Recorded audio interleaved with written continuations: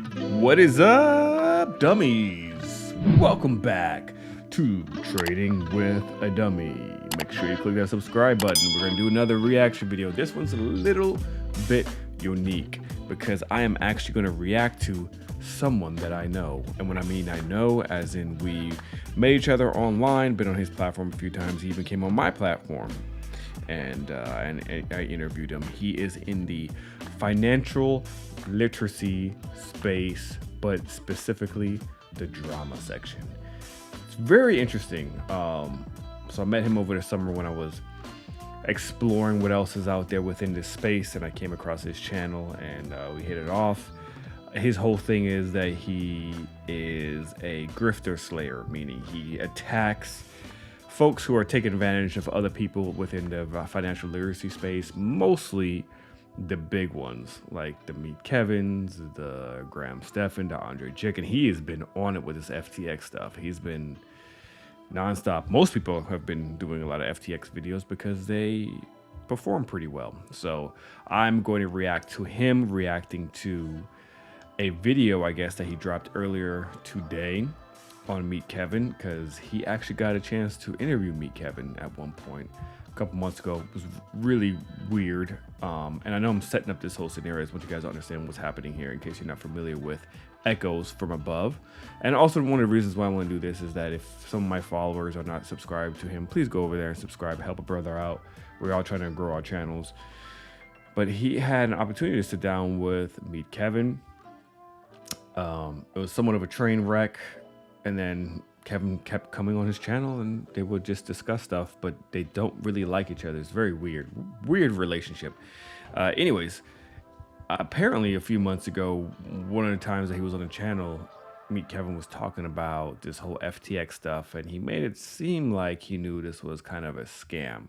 At least that's what it seemed like. So then Meet Kevin did a response video without actually naming him, talking about how there's people out there that are trying to, I guess, take a conversation he had out of context. So now he's responding to it. And I saw this video and I was like, you know what? And I was about to go to bed. By the way, this is why I always have these bummy shirts on a lot of times, just because I'm going to go to bed. And I wanted to react to it to see what's happening because I was going to watch it anyway. So why not shoot some content, put it out there? It'll get me some views and hopefully it gets him some views. And yeah, collaboration is where it's at. But these type of people are needed within this space. Like Echoes from Above, like I said, it is a drama channel. And, you know, I don't always agree with his approach on some of the things. I don't always agree with how he feels about certain people. And we still get along. So, I mean, you know, it's okay to have difference of opinions. I know that's like very uncommon these days within our current culture. But yes, I don't always agree with him. I'm sure he doesn't always agree with me, but we're cool. He's still a good dude. And I think what he does, along with this other guy named Strongman, and I think Capital Mindset does this stuff too, investing with Cole, like all those guys, they're really huge on holding these big financial YouTubers in check and holding them accountable for the things that they say and their actions. So we're going to react to it. I feel like I did enough setup. Hopefully you guys understand what's going on here. So this is me reviewing Echoes Above reacting to Meet Kevin's video, if that makes sense. All right, y'all ready for my epic transition? Let's do it. What's crazy is some folks are now taking my comments about the macro and they're trying to slander me, suggesting that I somehow knew that FTX was going to go bankrupt because I said this advertising frenzy that companies are going through is not going to last. And so people are combining that with, oh, FTX isn't going to last. And it's like when we're like, oh, wow, FTX is drying up. Well, that's not a surprise. That shit wasn't converting anyway. It was stupid of them to spend the money they were. Like, we were literally in the office like, how do they have so much money to spend on sponsoring us when they don't even convert that well? And I talked to my team and they're like, we don't know, but FTX says they just have a lot of money that they have to spend. And I'm like, this is stupid. This is a bubble. Whatever. We'll put them in a bunch of videos because they're not a bad platform, but they're wasting their damn money. So we saw the writing on the wall. Well, guys. how do I feel about that? I would say honestly, in a situation like that, me myself, knowing that they have all this money and it's not converting well, but they're willing to continue to spend a lot of money on these YouTubers, that would make me feel a certain way. Like, wait a second, there's something off here. There has to be something off there. Did Kevin? No, probably not, dude. These guys, like me, Kevin has over 1.8 million subscribers. So if the other YouTuber who only has 250,000 subscribers was making around $40,000 a month, imagine how much this guy was getting paid. He was at least getting paid probably six figures for this. Had to be six figures. Listen, man, that was a great paycheck. In the end of the day, that was a great paycheck. It's just integrity, man. Like integrity, what type of morals you have, I guess. Yeah, so I don't know. I don't know. Again, I have mixed feelings on this whole situation. I don't hold them 100% responsible for everything. They're definitely part of the problem, but I don't hold them as accountable as the Sam guy or a lot of these banks and investors that were pumping so much money into this machine, which end up just being a scam anyways. So yeah, let's get back to what Jason has to say. It appears that me, Kevin, and I are going to war again, and I'm here to tell you guys right now, I am perfectly fine with that. It doesn't matter to me. I am not. Nah, stop it, Jason. He is loving it. He's loving it. I gotta probably move my head somewhere else because now his head is there. So give me 1 second, y'all. Let me go fix this real quick. Probably should be over here. And let's transition. There we go. Let's do this. It helps with the views, man. So, yep, going back to war with me, Kevin. Why not? Not gonna stop what I'm doing just because me crybaby is in his feelings again because I exposed something about him again. Okay. First thing I want to say is he's talking about me in that video. He's upset because I exposed in the interview that we did back in July that it does appear that he saw the risk. Now, I'm not making an accusation that he knew that FTX was going to fall or that he intentionally promoted something that he thought people were going to lose money on. That's not what I'm saying. I've never accused him of that. What I'm simply saying is he's smart enough where he can't pull the card of saying, I didn't know any better. He knew the red flags. See, that's what I was saying. I think he knew the red flags, so he cannot pull the card that I didn't know. Like I said, I talked to some of the guys who were within the FTX sponsorship space, and the ones I spoke to, I legitimately believe that they didn't know. They believed it was a legit thing. So, meet Kevin. I'm gonna say if he was thinking about all this stuff, yeah. And he literally said it in the interview. And yes, folks, I'm aware that Scott Schaefer, aka Dog Walk Man, stole my video and my title. And, he basically the second. Yo, these two guys got beef, and it's hilarious. Like, it never ends. It's just funny. Yo, they go back and forth, back and forth, back and forth. Like, his little crew, they hate this Scott Schaefer guy. I'm not too familiar with him. I think I maybe watched like one or two videos. He's got some good content here and there, but I guess the biggest issue is like he steals a lot of their content and their subjects, and he makes his own video and he puts it out. And I think his stuff actually may convert sometimes better than theirs for some reason, or maybe he just has a bigger following, or maybe he was on YouTube a lot longer. I don't know. I know he has a couple more thousand subscribers than like Jason and Chris from Strongman and like Cole and stuff. So, but they're going back and forth, and I guess they used to be friends at one point, or they got along. When I say friends, like online friends, right?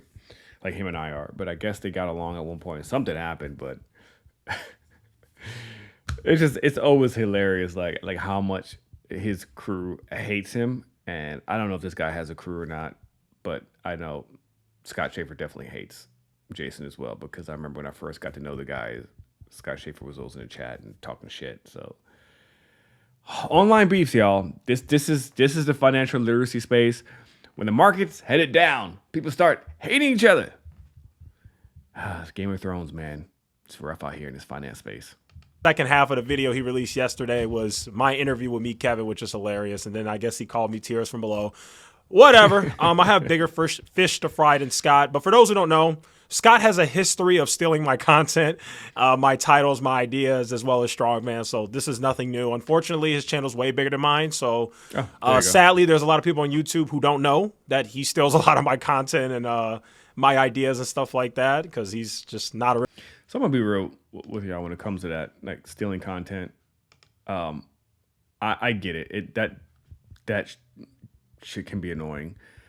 I know I'm sometimes trying to figure out how to put my stuff in the forefront as well. And I'm not gonna lie, I sometimes go and I see like what the hottest topics are or what the hottest titles are, and I try to emulate it, but make a few different changes. I did it with me, Kevin. I'm gonna be honest. I did it. There's 2 videos where I was covering the earnings. That's what it was. It was the earnings report, I think. And I literally copied his title word for word and just changed it up a little bit to see if it would convert better. It didn't. So I don't know, man. I don't know how it works with these titles. I'm really bad at trying to market my stuff, I guess, because I've even tried to like verbatim copy a video's title that went viral and it did nothing for my video. So yeah, take it as flattering, I guess, Jason. You know, this guy, you know, you're doing all the work for him. It's just annoying though. I get it. Original, and he ain't got it like me when it comes to the. Okay, I'll quit. But anyway, yeah, no, seriously though, going back to the Meet Kevin thing. Listen, Kevin, you can't politician your way out of this. You can't do that slick talking crap you do. Now, obviously, your cult member Daffy Duck stuck on stupid followers are probably going to believe everything you say. But anybody who watches my video that's titled FTX Drama Meet Kevin New ?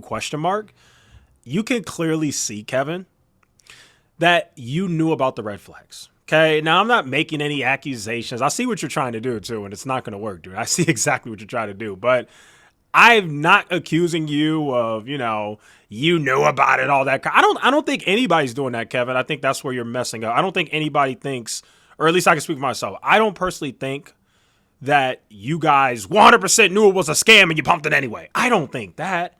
I think you guys chose the money over the potential risk because think about it.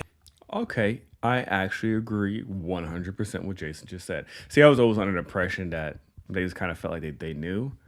But definitely, I agree with that. Like, they did choose the money over the potential risk. Crypto is very risky. It really is. They would probably been better off just sponsoring Robinhood or something, to be honest. Like Robinhood or doesn't Square have crypto as well or something? Just another platform that's more established. Coinbase. They should have done Coinbase. I don't know if these people were coming out or asking them to sponsor them, but that would have probably been a better route, personally. And I'm not a fan of Robinhood, but the risk was a lot lower with Robinhood, in my opinion. Kevin, you were making videos, and so were many other YouTubers. You all were making videos covering Voyager Digital. Remember, Voyager Digital crashed in the summer. Most of these big crypto exchanges, like what happened with BlockFi and Voyager Digital and all these other exchanges, those crashes took place in like June, July of this year. That was in the summer.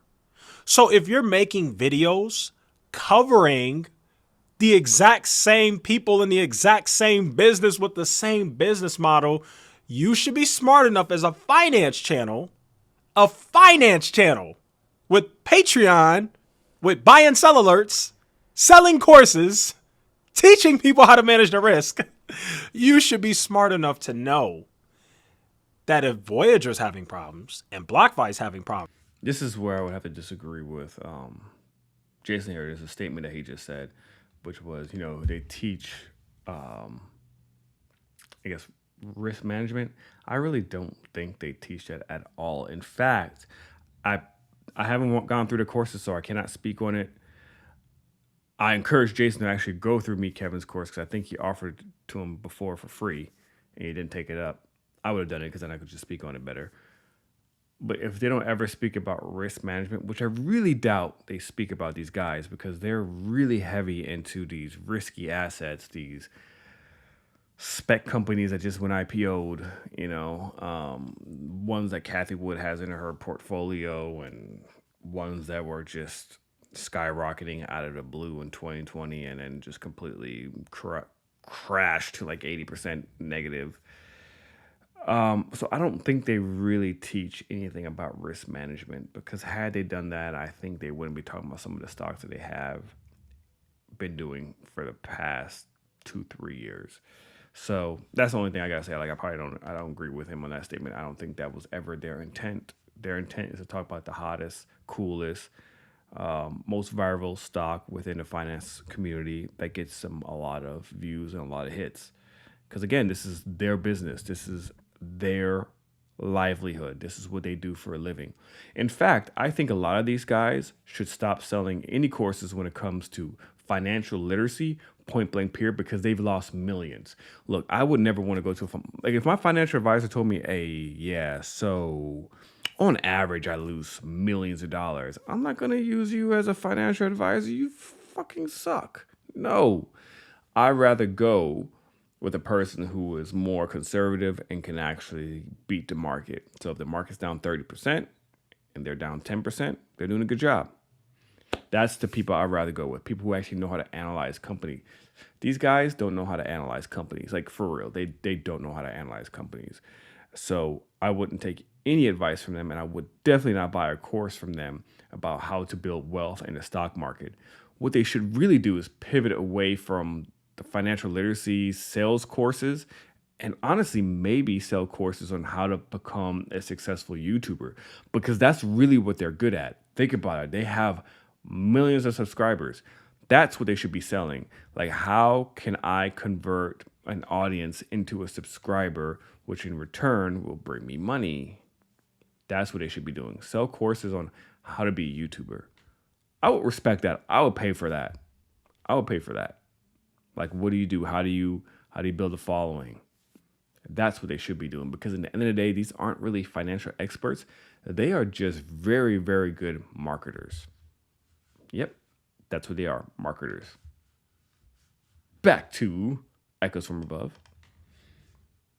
This exchange having problems, and that's exchange, because in the summer we had like 20 exchanges that all collapsed, and the Terra Luna thing and all this crazy stuff. You should have been smart enough to know that it was probably going to happen to FTX too. You should have known. I mean, for crying out loud, the CEO and all the executives of the company were hiding in the Bahamas, running away from the U.S. regulators. I mean, had you all fell for Coinbase, I would have a lot more respect, because Coinbase is a publicly traded company. Is that true? Were they really hanging out in the Bahamas the entire time?